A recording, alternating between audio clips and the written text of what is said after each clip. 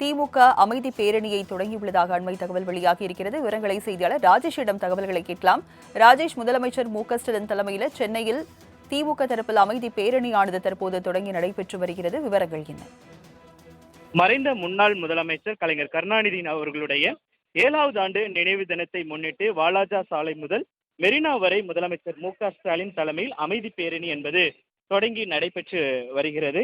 இந்த பேரணியில் துணை முதலமைச்சர் உதயநிதி ஸ்டாலின், நாடாளுமன்ற உறுப்பினர் கனிமொழி கருணாநிதி மற்றும் அமைச்சர்கள், நாடாளுமன்ற உறுப்பினர்கள், சட்டமன்ற உறுப்பினர்கள், மாவட்ட செயலாளர்கள், மாநில நிர்வாகிகள் உள்ளிட்டோர் பங்கேற்றிருக்கிறார்கள். ஓமந்தூரார் வளாகத்தில் உள்ள முன்னாள் முதலமைச்சர் கருணாநிதியின் சிலைக்கு அருகில் அலங்கரித்து வைக்கப்பட்டிருந்த அவரது புகைப்படத்திற்கு முதலமைச்சர் உள்ளிட்ட அனைவரும் மலர் தூவி மரியாதை செய்த பிறகு இந்த அமைதி பேரணி என்பது தொடங்கியது. இந்த அமைதி பேரணியில் கிட்டத்தட்ட 1000த்திற்கும் மேற்பட்டோர் பங்கேற்றிருக்கிறார்கள்.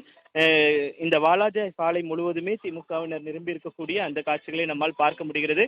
ஆங்காங்கே திமுக அரசினுடைய அந்த சாதனைகளாக விளக்கும் வகையில் ஆங்காங்கே நிற்க வைக்கப்பட்டிருக்கிறார்கள். அதாவது காலை உணவு திட்டமாக இருக்கட்டும், அல்லது அதே மாதிரி திருநங்கைகளுக்கான இடஒதுக்கீடாக இருக்கட்டும், அதே மாதிரி நான் முதல்வன் திட்டம் உள்ளிட்ட பல்வேறு திட்டங்கள் குறித்ததான அந்த விளக்கக்கூடிய வகையில் ஆங்காங்கே அமைக்கப்பட்டு வைக்கப்பட்டிருக்கிறது.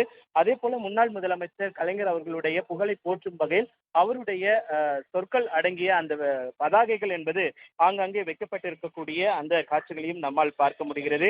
கலைஞரை பொறுத்த வரைக்குமே தமிழகத்திற்காக பல்வேறு நலத்திட்டங்களை அவர் செய்திருக்கிறார்.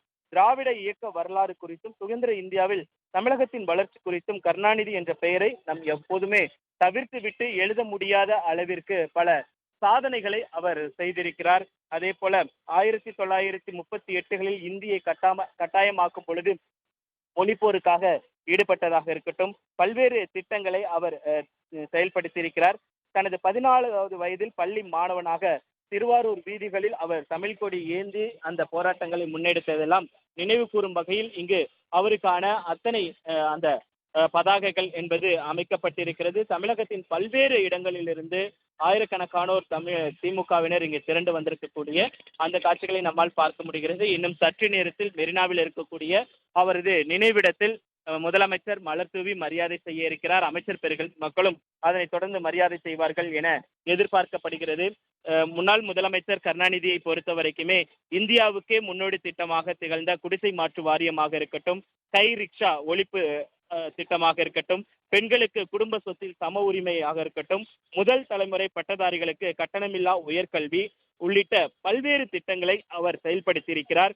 உயிர்காக்கும் உயர் சிகிச்சைக்கான கலைஞர் காப்பீட்டு திட்டம், சமத்துவபுரங்கள், ₹1 1 கிலோ அரிசி உள்ளிட்ட பல்வேறு திட்டங்களை அவர் செயல்படுத்தியிருக்கிறார். குறிப்பாக ஆகஸ்ட் 15ஆம் நாள் விடுதலை நாள் அனைத்து மாநில முதலமைச்சர்களும் மாநில தலைமைச் செயலகத்தில் தேசிய கொடியை ஏற்றும் உரிமையை அவர்தான் பெற்று தந்தார். இப்படியாக மாநில திட்டக்குழு என பல்வேறு திட்டங்களை தமிழக வளர்ச்சிக்காக அவர் செய்திருக்கிறார் என்பது யாராலும் மறுக்க முடியாத உண்மையாக இருக்கிறது. ராஜலட்சுமி, விவரங்களை வழங்கியதற்கு நன்றி ராஜேஷ்.